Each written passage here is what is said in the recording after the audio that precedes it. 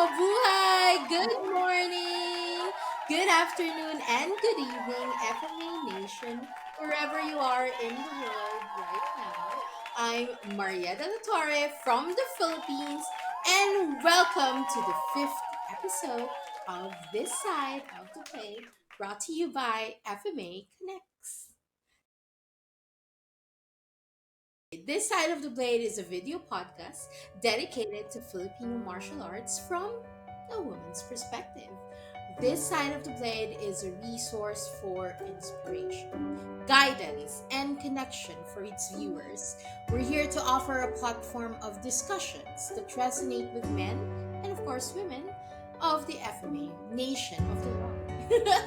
We believe that together we can forge a community that celebrates the strength, grace, and indomitable spirit of men and women of Filipino martial arts. So this is our fifth episode, and I really hope that you were able to catch our previous episodes. And if you haven't, please go ahead and check out our channel, our YouTube and Facebook page for our previous episodes. And I tell you, it's going to be a lot of exciting stories. So watch them. Don't forget to watch them too. Okay, now I'm ready to talk about today's episode. It's entitled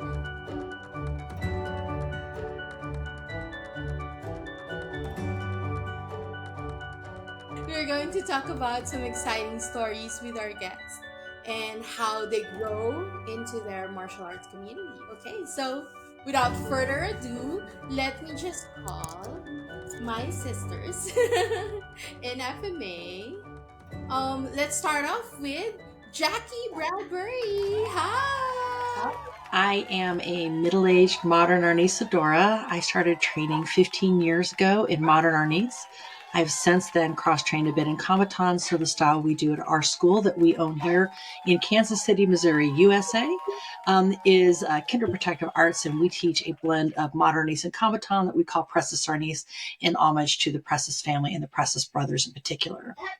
I have been, August will be my anniversary of the first time I was promoted to a black belt rank. I am Dayang Totlo now, and I train every day they will let me. So there you go. I fell in love pretty much immediately, and I've been banging sticks ever since. It's the best thing ever. Oh, thank you so much. Please don't forget to give your support by sending us some hearts on the comment section. And shout outs to Jackie Bradbury. Go ahead. All right. Are you ready for my next guest? Please welcome Michelle Bautista. I'm based in Oakland, California. I train in a kind of small school in style called Kamatuuran Kali. And my teacher was based here in the Bay Area. Me and really only a handful of folks kind of continued the style. And I've been teaching for 25 years. All right. Okay. So let's go straight to our series of questions here, and I'm excited to learn more about your journey and your journey as an instructor. So, in your training in Filipino martial arts, what do you think is the value of ranking and promotion in a student's growth? Because I'm from a kind of really small school in style, we didn't really have ranks below black belt, and so part of that is, my teacher wanted students to be prepared with the idea that you could fight anybody, and even if somebody was of a lower rank than you, doesn't mean that they couldn't figure out how to beat you. And just really didn't want that emphasis. He had come from, the rank system of karate styles, and really, I think what was interesting in coming up in that kind of school was that you had to self-assess. You really had to know what skills you could apply to different people throughout the school to figure out, okay, well, I'm better in this skill set than others. I'm not as good in other skill sets. And so you really had to have a really good sense of yourself, to know what and where you could do. At some point, then he would promote a group of us to a black belt level. And even then, there was kind of evolving discussion in terms of whether there were levels of black belt there. At this point, I have kind of a mental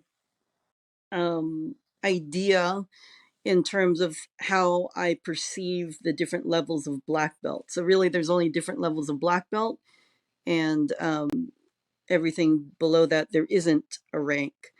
Um, but I get a lot of students. Most of my students actually come from other styles. They've gone through that ranking system. They don't really care much about, they're not chasing a belt, they're not chasing a title.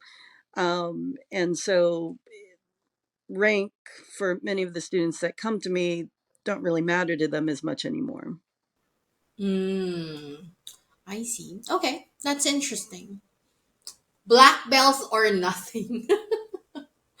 What a way to go.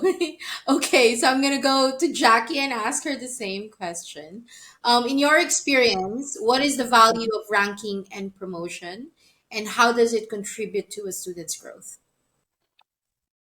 I, as an individual, am incredibly ambivalent about the idea of rank. I think that there is a lot of drama and shenanigans around ranking and the process of ranking and who should have what rank and arguing about it. And frankly, I find that drama disheartening to say the least. That being said, I ran a meetup here in Kansas City for 3 years with no rank at all. Our goal was to develop a black belt and a very similar idea of black belt or not, and just leave it at that. However, as we opened our full time school, our students asked if we would put in a ranking system. And the value of a ranking system is that it's an objective external measure for a student who can't see their own progress, and it helps Mm-hmm. them stay focused and not feel, especially when you hit the like 2-3 year end mark or in that middle range and they feel like they're not going to get anywhere. They're improving but they can't see it at all, and all they can Yeah. see is what they can't do. And some of that ranking helps them get over that hump, to a point where they start feeling like they're accomplishing things again. So we do have a structure, a rotating modified curriculum here, where we have 3 levels with 2 ranks each. And then we do have a black belt and so on. We do loosely follow a ranking system that a lot of other modern Arnis folk here in the United States use. We have fewer ranks, mainly because, again, I didn't want to have a ton of them. And again, I feel like there's a lot of drama there. And I didn't want people to feel like they weren't respected based on what rank they were. Again, because we have a modified rotating curriculum, white belts, and I don't have any black belts yet. I will have one in 2 weeks. Um, uh, and our most advanced students who are brown belts right now, they all train on the same stuff. Basically, we just expect different things from each person. And one advantage of having smaller classes, my school with our drop-ins is about 40 people. By having smaller classes, you get to know each individual's progress really, really well. And so Right. I think that helps a lot. But we have them. We are making it a really big deal when our first person is going over to black belt, but it's more like a graduation versus a test. They're going to Oh. do a demonstration versus an exam, and it's something the entire school is going to attend. Oh. And as we have 2 more behind them, the person we're promoting in 2 weeks, and then we have 4 more behind them, and in that 4 is 2 of our first females. So we're not that far out from being able to promote our first 2 female Dayang Isas. So we're really excited about that. Um, and we want to make it like a really big deal as a graduation, but only at the first one. only at ISA. After that, it's just we're back to normal. Nothing so crazy. But so that's the way it works in our school, and it works for us. And I think it keeps our students engaged, and I think it helps them get through those I have a whole bunch of green belts right now, like middle level guys, and all of them, like half of them are getting promoted to their next rank in the next couple weeks, and they are so motivated and they're so engaged and they're hitting their stride, but it's really hard for them to see it. And so having that belt out there helps them understand their own progress, and that's the reason why you have it. And that's the only reason to have it. I just, again, I'm not excited about ranks in general, but it's a necessary evil, I suppose. Okay, I hear you. I've heard about people arguing about their rank, so I understand where you're coming from. Um, but you're right. It should also all. It's not about um who's what rank you are in right now. It's really all about measuring your personal progress. So this is where I am right now. And this is my goal. This is where I want to go to next. So how does pursuing higher rank? So I understand there's only the black belt one, but that's still something to pursue, right? How does that contribute to a student's commitment and dedication to their training? Yeah, so when I talked about kind of the levels of black belt, so when I look at first level black belt, um, I consider that as a person who understands all the basic kind of drills, movements, um, ideas for themselves and in their own body. When you get to a second level black belt, then you start to understand. That's typically when somebody starts teaching and they understand how all those ideas and techniques translate into other people's bodies, right? But they also only know them in very isolated ways. Oh, I know kicking this way, I know the sticks this way, I know knife this way and such. When you get to that third level black belt, that's when I'm expecting to see um, a black belt to be able to bring in techniques spontaneously during a sparring match and do it fairly fluidly, right? So they can switch from a stick to a pressure point to a joint lock to kicks very smoothly, right? Um, when you get to fourth level, which is where I would consider my own personal rank, I no longer see them consciously switching technique. Even say from a single punch, you can incorporate three different techniques, like even within the execution of a movement, right? And it just becomes them. The thing about that is that when you look at lots of different martial arts, everybody has a black belt system and whatnot. As you go higher in rank, the conversation throughout the different styles becomes universal. The pursuit of mastery, no matter what you're looking to master, is the same journey. Early on, I actually tended to speak more to my writer friends about the pursuit of mastery more so than martial artists. It actually took me longer to find other martial artists who could speak about the pursuit of mastery more often than I could see my artist friends. And part of that is because I think sometimes the ranking gets in the way of that. At some point, the ranking must transition to a personal mastery. And so some people don't make that transition, frankly. And so it became difficult for me to find people like, okay, can I talk to you about just personal mastery and in that journey of learning? And they were still obsessed with like the angle of the footwork. And I was like, okay, that's not what I want to talk about. And so I actually had to turn to other people pursuing mastery in other ways. And the most convenient one for me was with other artists in general. So writers, painters, that kind of thing. They come from a framework that where mastery is kind of embedded in that conversation. Okay, so based on your black belt system, Michelle, there should always be a point where the student becomes a teacher, correct? Yes, and a lot of that is because um, the journey to the first level black belt is so about you. And again, this transition to mastery to become universal means that you have to expand beyond you and to be able to see the world from different people's perspectives, plus that in understanding other people's perspectives in terms of how they understand the art, you are also understanding how to fight other people. I am a woman who happens to be on the taller side, 5'9". I have longer reach. I need to be able to understand how to teach this to somebody who is 5'2" and not as fast. And that perspective of the world helps you deepen your own mastery of how you understand things.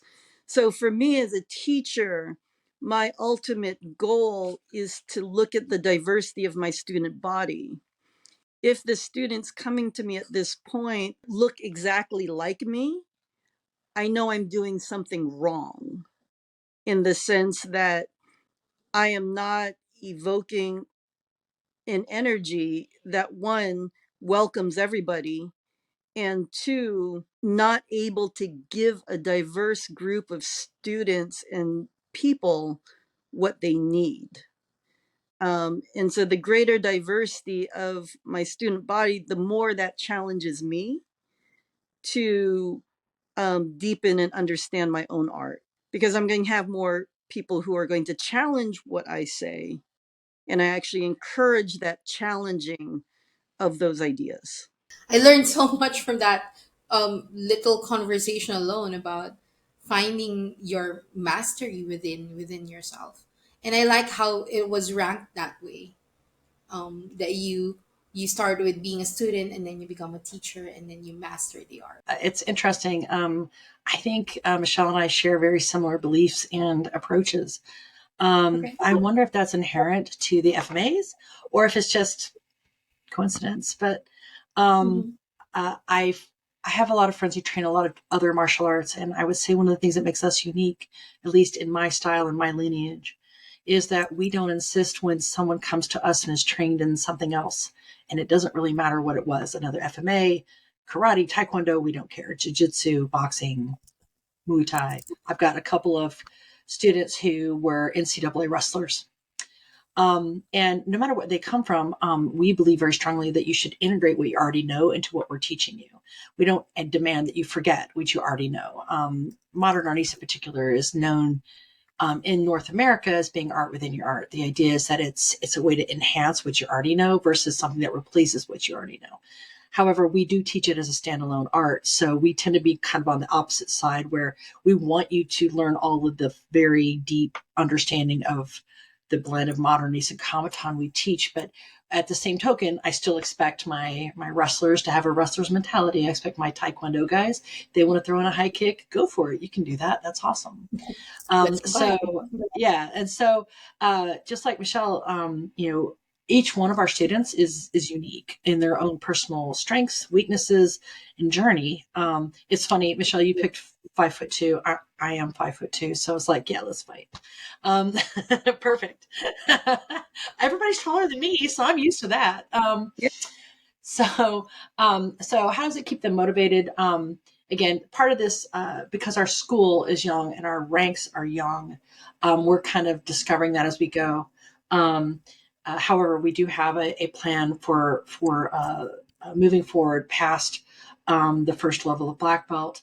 And I have of the people who are in that group that are approaching. One is definitely not someone who likes to teach. It's not his passion in life. Now we do have him help out in class, and he does, and he's great, and he explains all those things. But I would say of the gosh, what is it, 7 people that I've got, I would Mm-hmm. say 6 probably are either have plans to teach on their own or in their own program, or they're actually running satellites now. I have 3 satellites of our school run by my students that are running meetups. They don't have ranks in there. They can't rank outside of our school, but they Mhm. train like once a week and they get together and they're starting their own little groups where they are around my city and then south of us, about 2.5 hours south of us. So, but they're still just like, mid-level belt guys and, they're not black belt yet and that's not required in my style. So they're empowered to go out and do that even as green belts. I actually started in Modern Nice under what is the equivalent of a green belt when I was first handed sticks and told, "Hey, do this." Okay, cool. Yeah, so it's kind of a tradition in our lineage, in my specific lineage, that we do that. So the the understanding of what happens after black belt is they've kind of watched Kevin and I progress. We are both taught low right now. I bet eventually my teacher's going to promote us to a pot soon, I'm sure. But the thing we're noticing, especially running a school and teaching 5 to 6 times a week, is things like things are getting simpler. My vision's getting better. I don't have to think as hard. All of those things are there that are happening in our level now. And so our job right now is to help our students get to that point. And we're like, oh my gosh, just wait till you get here. It's the coolest thing ever. And so they watch those little aha moments and the light bulbs going off, and then Right. they get all excited because they can't wait to get there, right? So that's how rank kind of works in our school. It is definitely one of those things that just, again, is a measurement, but also, especially as they get into black belt levels, they're seeing our journey, and so they see where we're just further along the path of the same path they're on. And that's Mhm. really the way that works for us.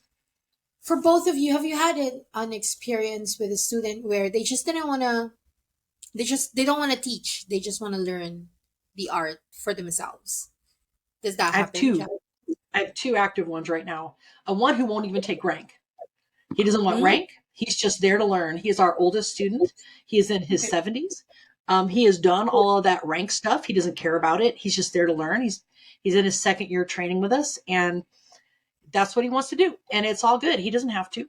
And then I have another senior who is not, again, he teaches in our school. Every time I say, please take this person and show them blah, blah, blah, he does it. He's great at it. He's really good at it. It's just not his passion. It's just not. He just likes to train for himself and with our community. And our school really is a community, and he just likes being a part of our community. So Yeah. yeah, I have 2 right now. Mm-hmm. How about you, Michelle? Did you have that experience? I think there's a lot of people who don't want to necessarily do their own classes or teach or do their own school or whatnot, but the expectation is that they do need to assist in kind of training other people. And a lot of that has to do with how do you develop your own eye for what is good technique or not. It's difficult to look at yourself and say, okay, this is good technique, and what does that exactly mean? And so it's important to be able to look at other people and go like, why do I think that the way they're executing this technique is not as effective as I think as it could be? Whether they do that within part of the classes that I teach, in which I ask them to, train another student who's new to a technique, the technique that they know. That's kind of where that teaching aspect comes in. So I have a black belt who's like that comes to my classes. He doesn't teach his own classes, but I have him teach within classes that I'm teaching. And what's interesting is because we don't use any padding, the way in what you teach is critical to ensuring safety in the class. And so there's times where I've had him teach stuff and I was like, whoa, whoa, whoa, whoa, whoa, we're not doing that technique because we are so not ready to do that in a safe way. You're like, okay, let's backtrack on that. I know where you want to go, but that's like too many jumps for what we have here. And so what I found is that in terms of learning to teach certain techniques, you also get a vast understanding of all the different steps required to get to that technique, and not just do the technique, but to do it safely in an environment, right? And so sometimes you might for yourself, learn a technique and it comes so naturally to you that you just don't know all these other steps in between because it just came to you. But that reflection of like, oh, let me try to teach this person who doesn't have my background or doesn't have this movement naturally in me, and you go, oh, okay, this is the piece that's missing. Oh, here's another piece that's missing. Oh, they bring an interesting perspective. That means that this piece of the puzzle is so much more advanced than these other pieces. And so it's always interesting in that way. I wanted to add to what Jackie said in terms of these students kind of bringing in knowledge. That notion is fairly recent, and I would say 20 years ago, you had more of the older mindset that, very classic. You watch The Karate Kid, right? You're not from my school. I'm going to beat you up, and then I'm going to force you to like, my school is better than your school. And so 20 years ago, that was like the case. Like, you did not walk into somebody else's school and think that you could do your technique in this other school's space. Like, that was not happening. And oftentimes people were told, you need to forget whatever you learned before and blah, blah, blah. But I think what we've seen in terms, particularly because of the popularity of mixed martial arts, that concept of mixed martial arts has permeated. And also, I think the world has changed a bit in the sense that we are no longer thinking in these very siloed ways. And so it doesn't even matter with martial arts, in every kind of, in science, in industry, and things like that, you see less of the isolation of thought, and you're seeing more of bridging of thought. And I think that's just simply reflected in FMA today. Mm-hmm. Definitely, I would agree. And I just want to kind of piggyback on one thing that you said, Michelle. One of the things that we make clear in our school, and I want to point out, I teach kids as well as adults. We are 100% FMA. I don't have anything else in my school. The process of teaching teaches yourself, right? So when you teach a whole bunch of different kinds of people, you learn technique X. It doesn't matter what it is, in ways that you couldn't see before because you didn't have to explain it to someone else. And that is our culture for sure. And our blessing is that we do have that added dimension of having to explain this stuff to kids, and being able to explain the safety aspect, as well as what they're able to do, what they're really not appropriate for them to do, what isn't, what is, and working all of that out and explaining to a kid, because you've never been hit like you will be hit by a kid. I promise you that. They will just fling that stick right out there and you don't know where it's going to go. Kneecaps out. Yeah. Fingers. My fingers don't even feel getting hit anymore, because they will whack you hard. They will whip that sucker, boy. So, but by explaining it to all these different people, and this is why, even if a person isn't into teaching, they're on their own or running their own program, because it does require a certain amount of work, I think, that not everybody's willing to take on. At least teaching many different people or training with different people and having to explain what this is to someone else, I think makes your own understanding exponentially better. Wow. I'm looking at it in a different perspective now because of what you just told me about being able to learn how to teach the process that you've also learned, and then by doing so you learn from the other person, and you see something different every single time that you do it with someone else, and then you start the teaching process. So the learning is just becomes continuous, and I like it. Thank you. Now, since we're talking about rankings and criteria in terms of evaluating your students, I want to learn your criteria and your standards, when you're ready to promote during the evaluation process. How do you ensure that it's fair and objective? Um, I find that every process of evaluation is never solely objective, right? I'm just going to put that out there right now.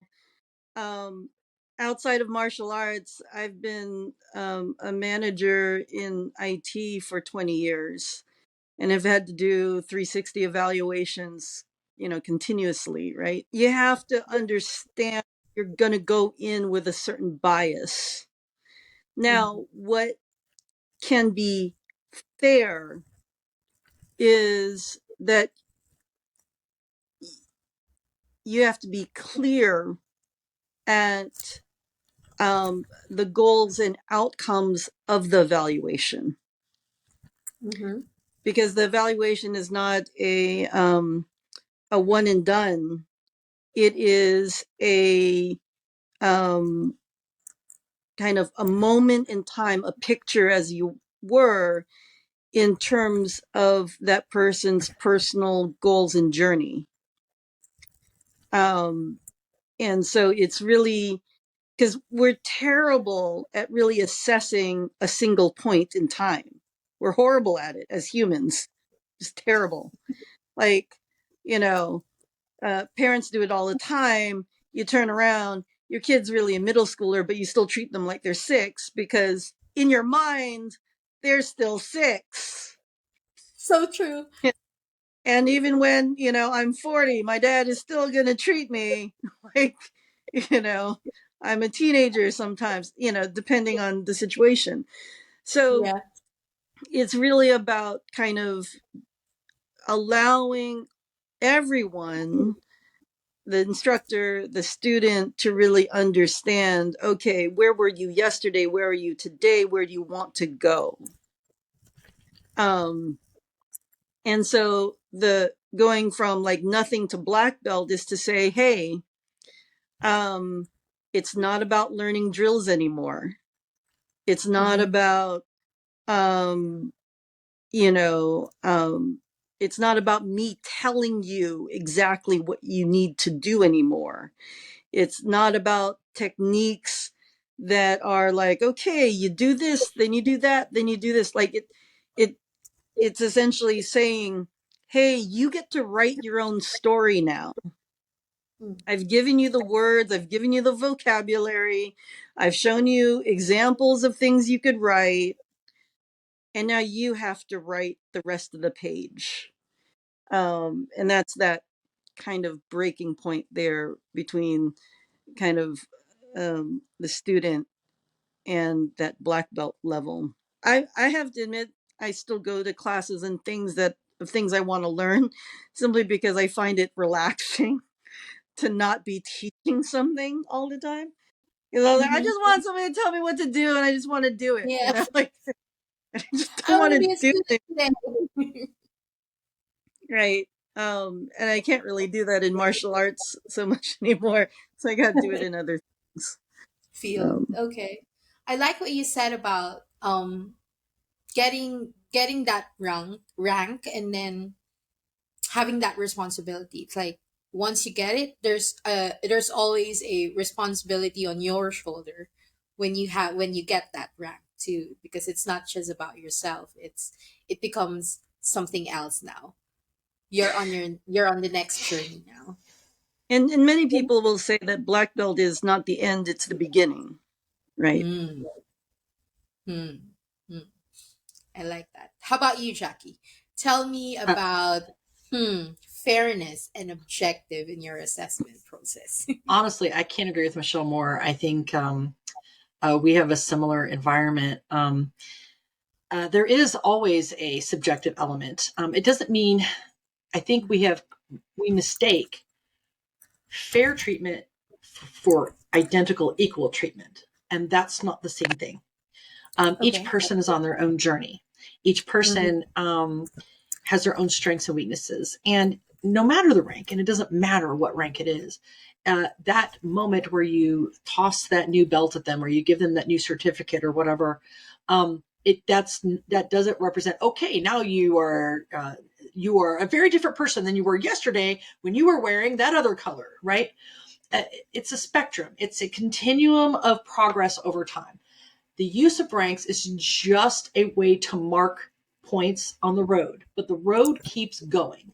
There is no stop. It's an infinite road going to infinite places. And so it is absolutely somewhat of a subjective measure. Now, we have in our school, we have set 3 periods a year where we will do rank evaluations.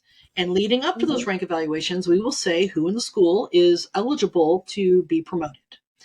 And we have already decided they're getting promoted at this time. Okay. The evaluation period is to focus on a few things with each student to make sure that we've taught them the way that they need to be taught. This is not an evaluation of the student and how they're succeeding or failing on their merits. It's a evaluation of how we're teaching in our school and how we're communicating to each student. So it's really about us adjusting how we're teaching things, moving content around if we need to, going over things that maybe we didn't cover as well as we would have liked to. And this is all below black belt. Again, we don't have one yet. We will have one in 2 weeks. Now, I say that because we already decided to promote him. I'm going to hand him his rank. He's got it. It's not that he can't get it in 2 weeks. The only way he could do that is not show up, and he's showing up. So he's already earned it. This is just a recognition of that rank and a demonstration of what that means in our school to the entire school, right? Yeah. So that's what that's about. He's already a black belt. I mean, if I didn't have a school, he'd already have that cool, black belt with a little red edge and a pretty certificate to slap on his wall. If this was just the meetup, that's what it would be. But because we have a community and a school, and these kinds of ceremonies are important in a community. They're rites of passage, just like any other. And those are really important in a community to bind a community, to keep people together. We named our school Kindred because we want to be like a community and a family for all of our students. And all of them are welcome, regardless of their background, regardless of where they were and what they were doing before. They are 100% welcome in our school. And what matters is what they do with us. So we've established earlier that there are a certain level of responsibility once you get that rank, right? But how do you prepare your students for these added role and ensure that they are ready for that responsibility that accompany those rank? We follow a teaching methodology in our school that we call chunking. So what that means is we take really complex concepts or ideas or techniques or what have you, and we break it down into its elemental parts, and then we teach each element, and then we put it together back into the bigger idea. So it's similar with the way that we have more advanced students teach newer students. We'll chunk it out. So we'll say, hey, we're doing XYZ. I want you to work with a new person or less experienced person on the X part. Only X. Do X. Everybody else is doing XYZ, but I want you and them to do X. So that allows that person to work on X. It allows us to keep an eye on them, making sure they're communicating it properly. And it allows the student behind them to learn X as part of the chunk, right? And so that's kind of how we do things. As you get more experienced, we have you do more complex things, again, in chunks, with less experienced folk. So we expect everyone to be able to do that. I talked about the student who doesn't want to be ranked, and he's been with us a couple of years now, our oldest student. He just now has gotten to a point where he can communicate those things, and he's starting to work with new students. I feel like that's a natural progression. I never really looked at it that way, but having this conversation right now, I realize that there really is that natural progression to, even if you don't want to, you will get to that level where you need to teach to, because when you do, you'll also learn. You'll also learn. Yeah. The other expectation we have is that our seniors, so basically our brown belts and above, they are kind of like our council within our school. So they have a special class that they go to, and some of the ideas that we have for our school, like, we're trying to work on instituting some new sparring nights, innovations we're doing in the school, bringing in seminars, evaluation, helping us evaluate our students. Now that they're at that level, they can give us opinions. Like, what do you think of dude over there? Do you think he's ready to promote to green? And just see what their thoughts are. And so they're part of like a council of, ultimately Kevin and I are the bosses, but they've become like a sounding board of how should we do things in the school, and what should we do with this thing or the other thing, or how that person's progressing, or how do you think we can communicate with this person better, that kind of stuff. So my seniors Yeah. at our school are intended to be like a council to help us run the school. That's nice. Like a council that provides you not just a feedback for the student, but also a feedback of you as a teacher too. That's Yes, nice. exactly right. Mm-hmm. Okay, what about you? Let's go to you, Michelle. So, are there any specific responsibility with a higher ranked, and how do you prepare that student for that role? It's a very small school in style. In one sense, after my teacher's passing, he always said, you learn from your teacher, and then at some point you become yourself, right? um Up until that point you were just kind of mirroring them, and then you find your own sense of self. And so part of it is that my school's not affiliated with any other kind of higher version of this. It's not my full-time business, so there are no obligations for the black belts. We're all each on kind of our own personal journeys around this. Even when I hang out on the different forums and things like that, and people are putting up videos and doing stuff, there's still a part of me like, should I be doing that? Or and so I do have long time students, and they come back on sporadic bases, and they come back and they play with the new students. But yeah, there's no obligation to stay, frankly. I also don't expect or need students to come on a regular basis, even continually. They take the speed in which they want to take this journey as quickly as or as slow as they want to. Particularly when you're teaching women, we don't have time. Like, you know, especially once you have kids and do this and do that, like we don't have time. I don't have time, frankly. Like, and so the the journey goes as fast as the journey goes, and people go and come on and off the track. And I've run into friends 20 years later, and they go, "Oh my god, you're still teaching?" I go, "Yeah, because my journey here is to simply be here whenever you're ready for this. And when you're ready, you'll come, and when you're not ready, you'll leave, and that's all fine and dandy." Frankly, I've never really subscribed to any of the institutionalized journeys that are out there. Like, I can go into writing and they're like, "Oh, you need to get an MFA and you got to do this and you got to do that." Yeah, don't subscribe to that either. um so it's I've never really applied it here either. I appreciate when they come, I appreciate when they participate, but I know a lot of people are like, "Oh, loyalty to the school and loyalty to you." Nope, don't have that either. I'm married, I have a kid, those are my loyalties. And everybody else, I see our paths as kind of converging and diverging, and sometimes I'll see again and sometimes I won't, and that's okay. So I've had students who come in and out every couple of years. They kind of come in, they do this, and they come out.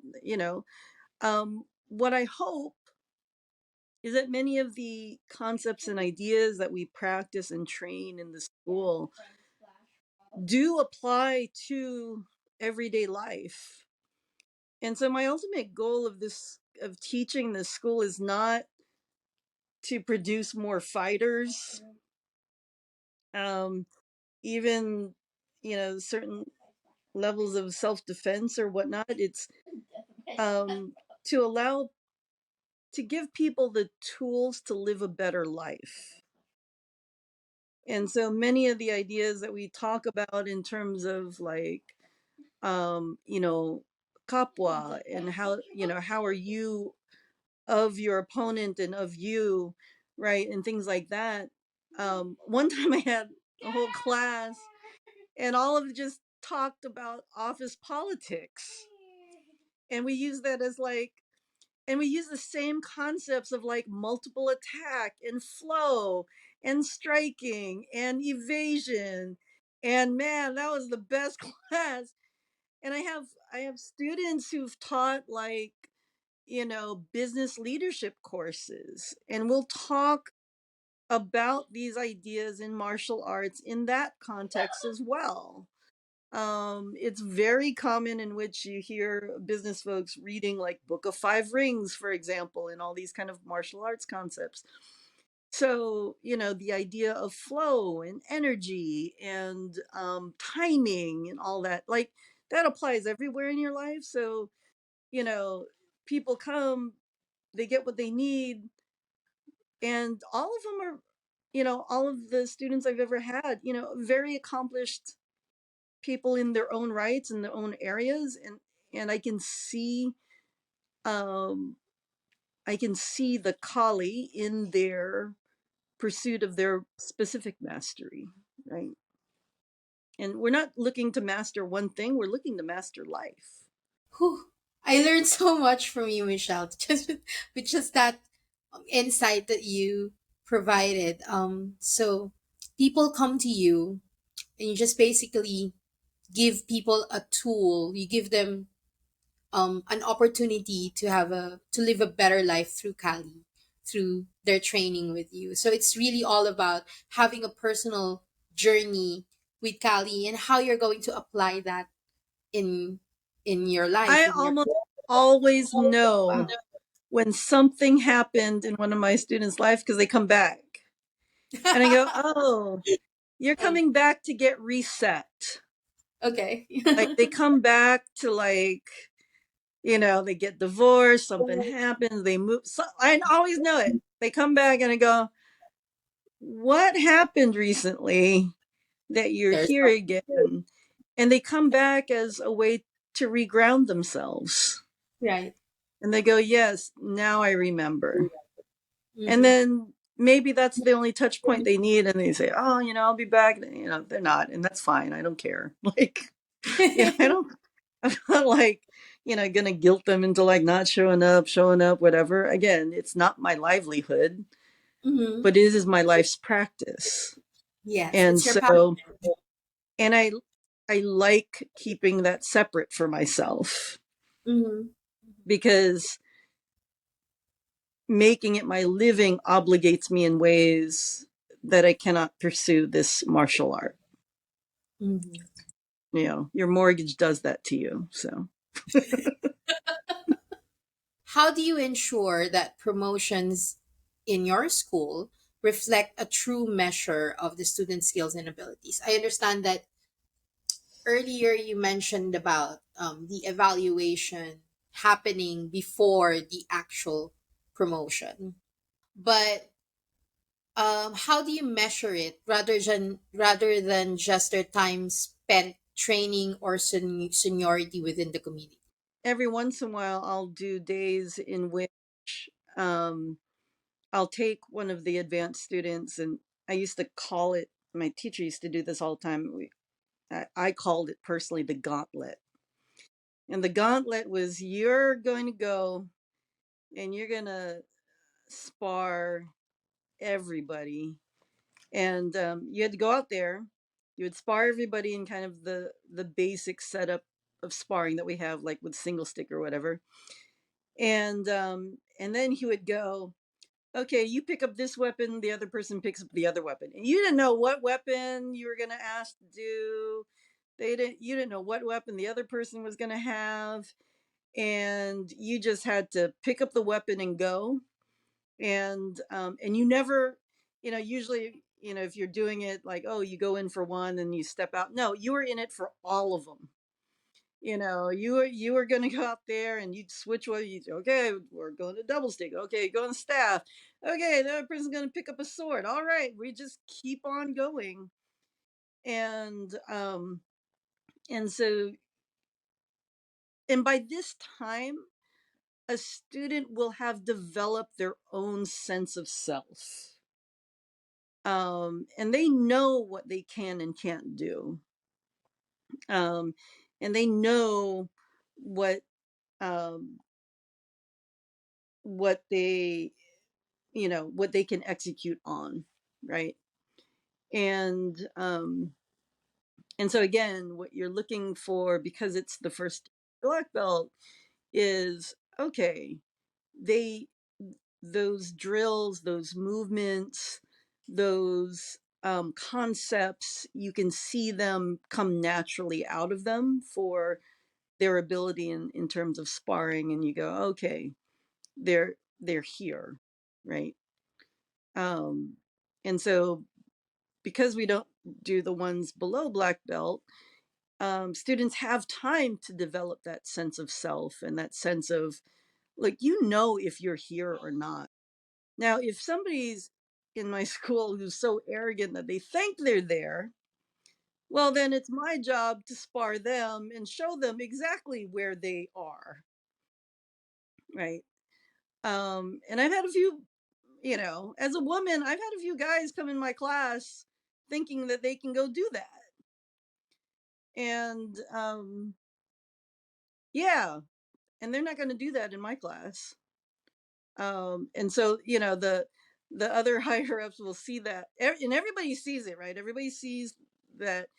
And then they all kind of look at each other and be like, the question becomes, what weapon will I pick to teach this lesson on? And everybody's like, I don't know what they asked for, but they were stupid. And they were just like, now they're going to get it. And my teacher taught me that. My teacher taught me, particularly as a woman teaching men. And, I used to have really great control and was really defensive and things like that. And that's typical, like most women coming up in martial arts, very good at the defensive styles, very good at that. And he goes, you need to hit them. I go, but I don't want to hurt them. That's always what women want to say. And he's like, no, they don't count it until they feel something. So you need to hit them hard enough so that way they don't question your ability to hurt them. I go, are you sure? And part of it, and I will talk about this explicitly with the male students in the class, that women hold back because there is a male temper that comes out. And the most dangerous thing a woman faces in the world today is the male ego. Because they will go, I mean, I've had students go off, like, and there's a rage that happens when they think a woman bests them. And I've seen it out of guys who said, "Oh, I believe in all equality, whatever." And so I think, like, one of the questions I think you had was like, what are the challenges for women coming up in rank? That's one of them, is that to suddenly be and best a guy, you kind of gotta be careful, because and and they've walked into my class thinking, oh, well, you're good for a girl, you're good for a woman, that's a good technique for a woman. But my teacher trained me like, no, the so I get a lot of controversy for my title that I call myself, and I call myself Gura. And it's a genderized specific call out of guru. And I know folks in the Philippines, they get really up in arms because, like, guru is not a gendered title and da da da da. And I go, I didn't say that this was a Philippine based style, but there was a concerted effort and idea and intention to differentiate the women teachers in the school, because the manifestation of the school and techniques were different from the female perspective than the male perspective. And the line that was drawn for the women was that we had to be that much better in technique against the guys in order to achieve this rank. So there are techniques that the women in this style do that are expected at a much higher caliber than for the male students. And so it's executed in such a way that, because frankly, women are not going to have the same power and the size and whatnot. And so we have to rely on precision and timing. And so the precision and timing and expectations of that for women are so much higher. So when women come to my school, many times I'm telling them, you need to hit them. I'm going to show you how to hit them. And you need to hit them hard enough that they acknowledge you. And that's a really scary point for a lot of women, because if I hit a guy and hits them in such a way that causes them pain, what kind of rage will I get from them? And I have to also prepare them for that rage. I go, no, you're going to hit them and you're going to take care of that rage. Like, and you have to show full domination and control of that situation. And it's such a higher caliber of expectation than for male students, because they don't need to do that. That's not life and death for them. It is for us. And again, I've had guys come into my class and then they go to my teacher's class to see if they can learn something new so they can beat me. I was like, no, no, no, no, no, you're not doing that. And my teacher trained me not to be stepped over like. So I don't know what they thought they were doing, but that's not happening. And I know I wandered off on that question a bit in terms of that, but I think it's an important point that one of the challenges for women in terms of gaining greater rank is a safety issue. And it's really hard. And I've seen it in other schools where, like, and I understand, like, women wanting to spar with other women and do that training. But in my school, the expectation is that I'm going to pick any woman and I'm going to pick the biggest guy. I'm going to make the biggest guy throw a full, 100% punch. And the expectation is that they can take that guy out, because that's what keeps them safe. Not sparring against somebody who's like their size or anything like that. Sparring the biggest, fastest, person in the room and getting the confidence to be able to take them on, right? That's really a big challenge mentally, because it's triggering. It is absolutely triggering. And ironically, I have to tell the guys to hit them harder, to throw the punch harder, to throw it accurately, to throw it like they would see it on the street, because they are doing them a disservice if they're holding back, and they're doing it to be nice. These are nice people. Okay, how about you, Jackie? How can instructors support women in gaining ranks? Um, I think structurally, my style is more of a self defense art than it is a stick sparring art. Although we do stick sparring, it's not our primary focus. Mm-hmm. And so I think our approach is a little different. I will say in my specific school, we haven't had any ego problems, or rather, if we've had a trial student who had an ego problem, they didn't say anything to me and they left and they didn't show up back up again. So okay, fine, whatever, man.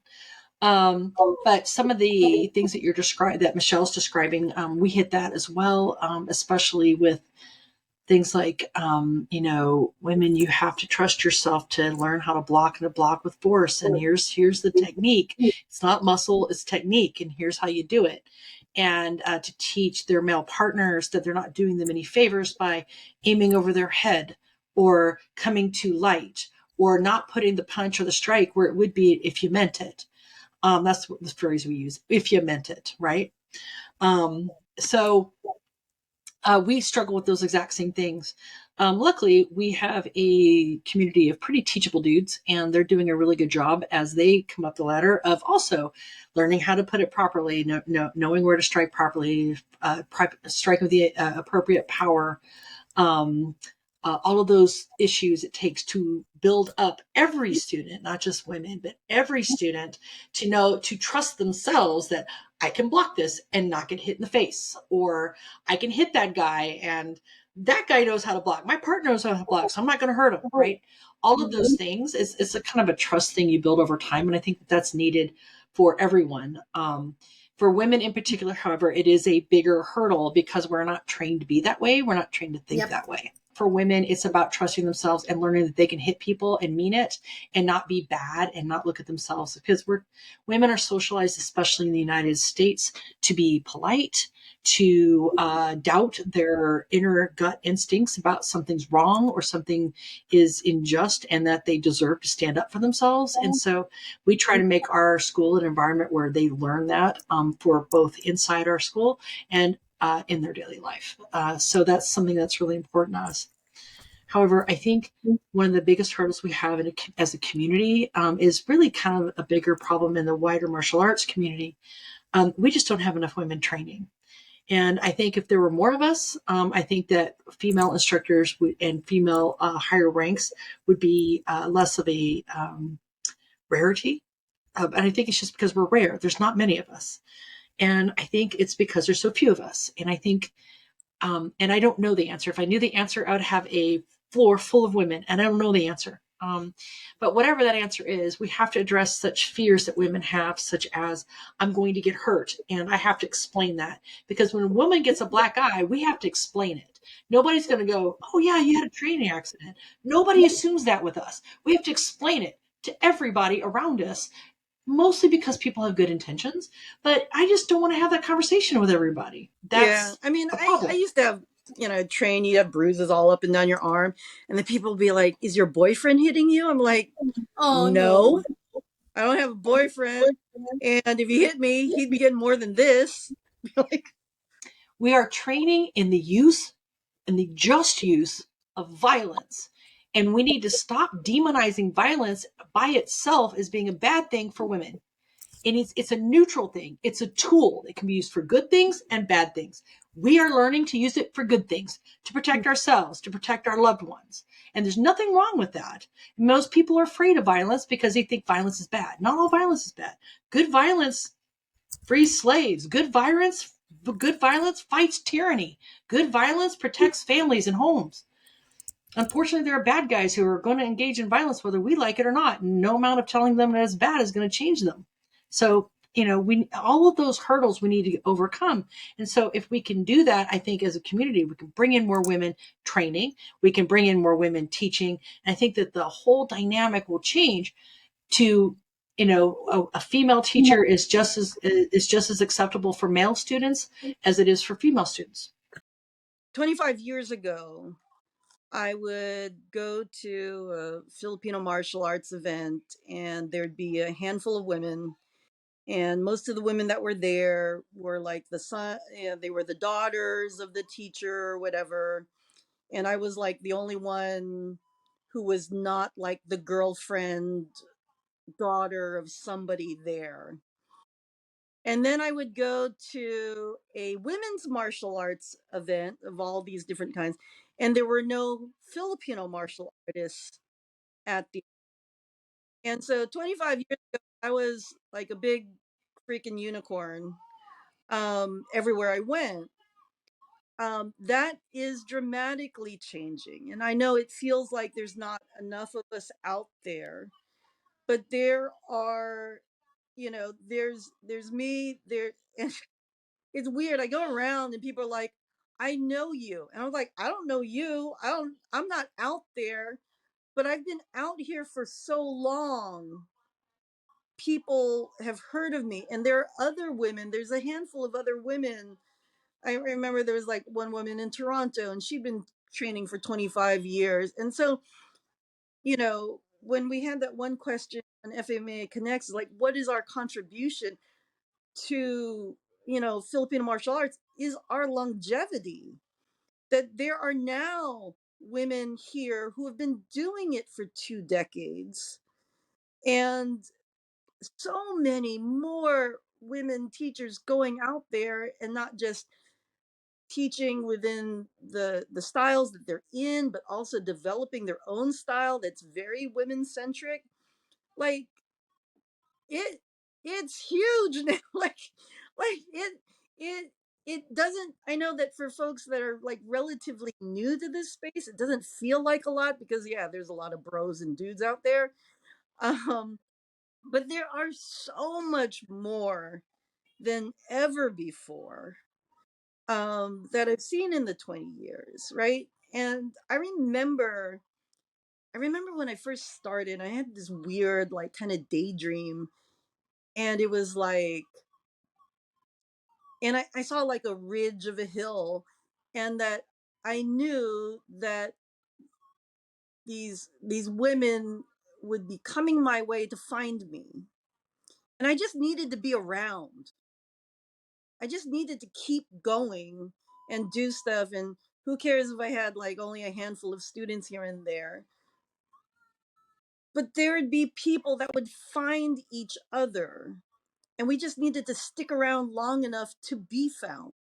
I And, think and also being noisy. I haven't Yeah. been around that long, but I up until very recently, I wrote a blog, pretty hardcore, and I keep trying to pick it up. But honestly, everything else in my life is kind of kicking my rear end right now. But I think it's being noisy. It's about marketing ourselves, being out on social media, Mhm. speaking up, being loud. However, I would point out, I went to a camp in 2016 in Colorado. There were 50 Mhm. people there training, one Mhm. woman, me. That was it. That was it. So I out here, at least in the hinterlands, because I mean, in the FMA world, I'm about as far away from the centers of everything as it can possibly be, right? I mean, Kansas City is nowhere when it comes to Filipino martial arts, although that's getting better now that I'm here and I'm loud. But I still experience it all the time. And I would say the most female students that I know of all the little training groups that I connect with them in our town, we've got the most by a long shot. Um, there you go. I don't know why. Just that's just the way it is here. But again, we're probably 20 years behind California. Yep. but Well, your we're time here. is coming. Your time is coming. Like, Yep. Oh, my time is here. yep, I'm making it happen, girlfriend. right. Here you go. We're here. We exist. So, but I also like when you I'm said, loud. yeah, we need to be loud. Women, yeah, I mean, we're generally loud, I think. We need to be I mean, like, noisy. We need to be noisy. yeah, we need to be out there in the public, whatever works for you, depending on, who you are, but we need to be noisy so that Right. people can see us.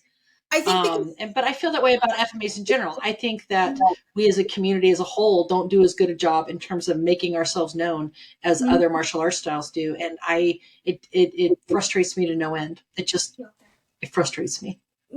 I understand where you're I, coming from. I think we should be number one. We're the best. Filipino martial arts are literally the best.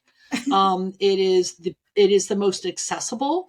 It's the smartest. It's the most efficient training methodology that exists. It should be number one, and Mhm. it's not, and it drives me crazy. But I spent 25 years in the marketing space, so that's why it drives me crazy. I hear you. I hear you. So I think this is also a call for everyone, our audience here right now, too, that especially the women out there, let's do it. Let's inspire each other. Let's put ourselves out there. This is the time. We have a lot of, we have the means, we have social media, we have a lot of opportunities that we could use to put ourselves out there, become noisy, as what Jackie said earlier. Because when we do that, we actually inspire people. We inspire the next FMA women practitioner out there. So, having said that, I just want to ask, are there any other success stories or examples that you can share of women who have excelled in Filipino martial arts other than yourself and achieved higher ranks or has become influential within your community? I'm going to start with you, Michelle. the women that I've admired in terms of promoting martial arts, they haven't worried about rank, they haven't worried about popularity or certification. They've just kind of put their head down and done what they wanted to do and kept it going. I'm fairly well involved in the greater kind of artist community here for Filipinos. And so the person I would name is probably Alleluia Panis. She is part of an organization here called Kulintang Arts.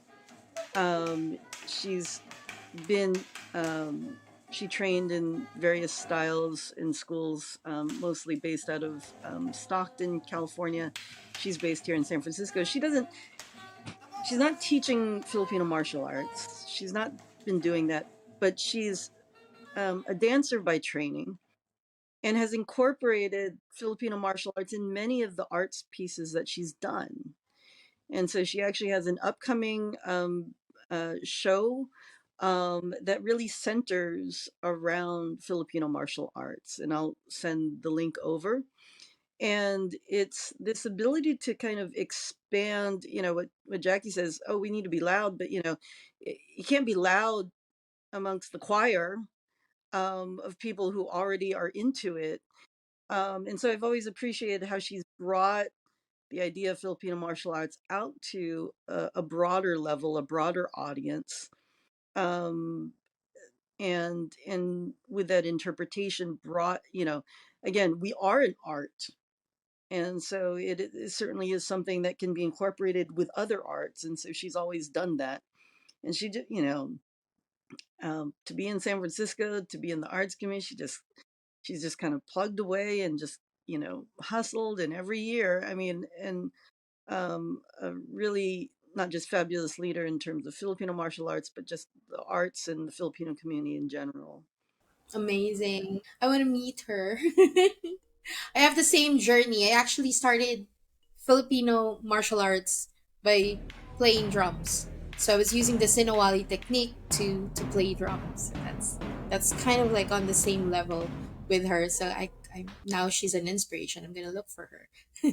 Jackie, tell me, are there any success stories that you would like to share of other women Sure. that inspires you? Um, in my little neck of the woods, being the modern Arnese world, I have an Arnese sister from another Mister, Ashley Krennick. Not only is she a fantastic Filipino martial artist, she's also a champion, professional, competitive shooter, and she is a badass with every tool under the sun. And I admire her and what she does and the work she does in her community, in both as a shooter and as a representative of the Filipino martial arts.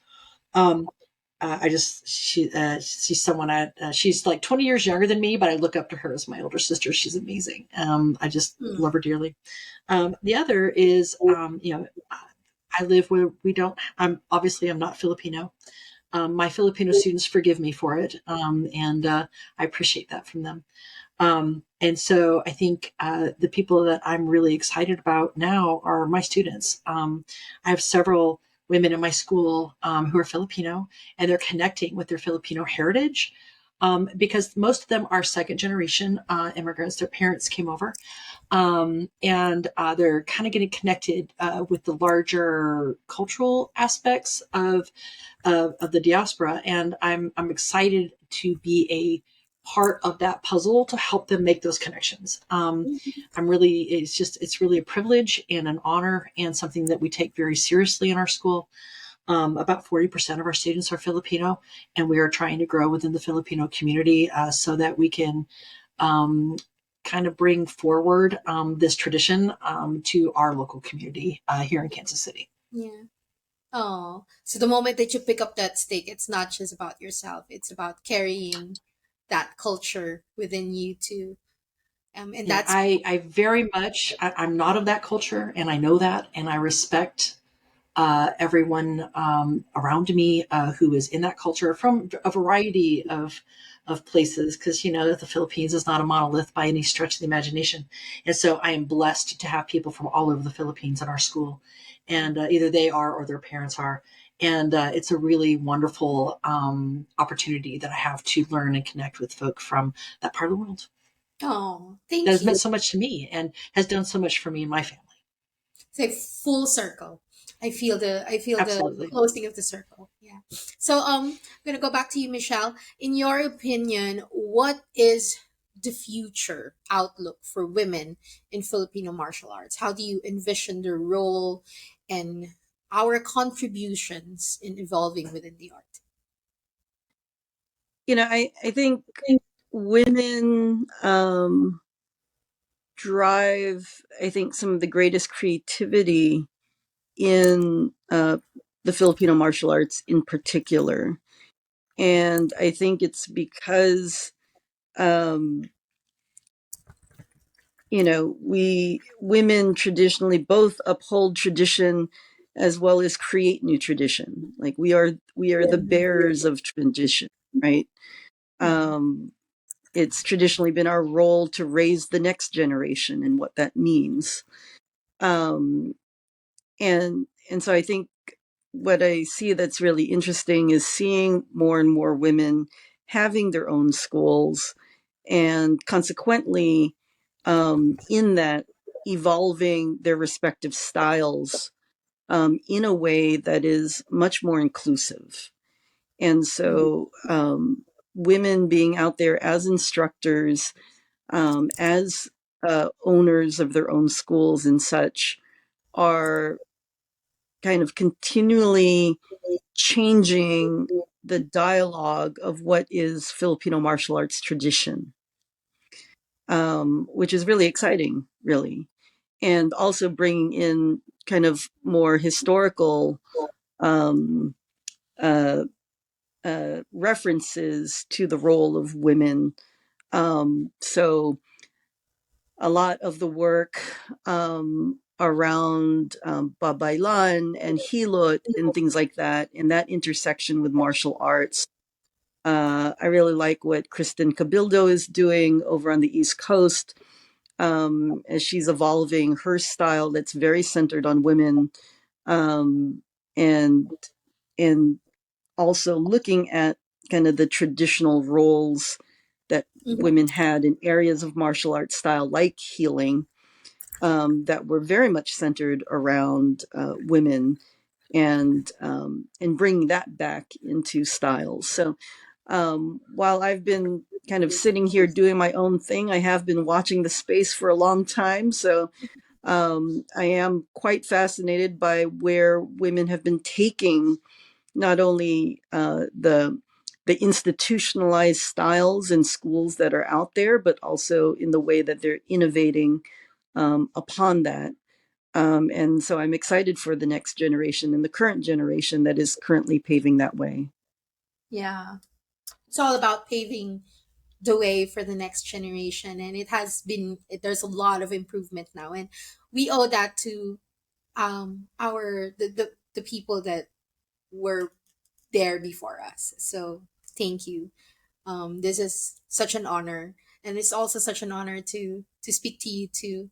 Now, to close this, Jackie, what advice would you give to women who aspire to gain higher ranks in Filipino martial arts? How can they overcome challenges and obstacles that they may encounter along the way? I think the most important thing is to do the work. I think that's what it really boils down to. In martial arts context, outside of just the fundamental respect we should always give each other, the respective rank is earned. It is not given. You have to work hard. You have to stay in the game. You have to prove yourself. And honestly, so do dudes. This is not unique to women, but expect that's there, and you must do the work to get the respect and to earn the rank. That means, working on your own at home. That means practicing a lot. That means taking it really seriously, just like anybody else. If you do that work, you will succeed. There's no obstacle in your way that you cannot overcome. You just have to go and get her. I mean, we're fighters. We're fighters, and we're going to fight and just keep fighting. That's the idea. Thank you so much. I've learned so much from the two of you. I feel like there should be more conversations about this, and We're gonna make sure that it's going to happen. And I really thank you for today. You're ever in the San Francisco Bay Area, look me up. I'm here every Sunday, day in, day out. Just our school, Kindred Protective Arts. You can find us online at kindredprotects.com. You can also find us on Facebook and Instagram. Those are our main channels, but you can find us on YouTube as well. We are hosting our Niece International's Bruce Chu at the end of August. We are attending the Modern Arnice Legacy Camp in Connecticut at the end of September. We are hosting a donations-only seminar the Saturday before Thanksgiving, which we affectionately call Knifes-Giving. It is a knife-centric seminar. It's super, super fun, and we raise money for our local food bank. And then in the spring, we're going to have a similar event that I'm going to teach called Sinwali Fest, where we're going to go nerd out on everything Sinwali, again, to raise money for our local food bank. Thank you so much. Again, thank you all for coming, Michelle and Jackie. I feel like we could go on forever and discuss about what's happening in the community. And you both are such an inspiration. I've learned so much today. Our audience, we learned about personal journey in teaching. We learned about promotions and its ongoing process. We learned about the natural progression to becoming a teacher. And like you said, women drive the greatest creativity in Filipino martial arts, and we are the bearers of that tradition. And it's all about just doing the work. Rank is earned and it's not given. So women and men, you need to prove yourself to get there. Okay? Thank you. This has been such a wonderful conversation. I am Marya Dela Torre from the Philippines, and this has been This Side of the Blade. Thank you. We're now signing off. Bye.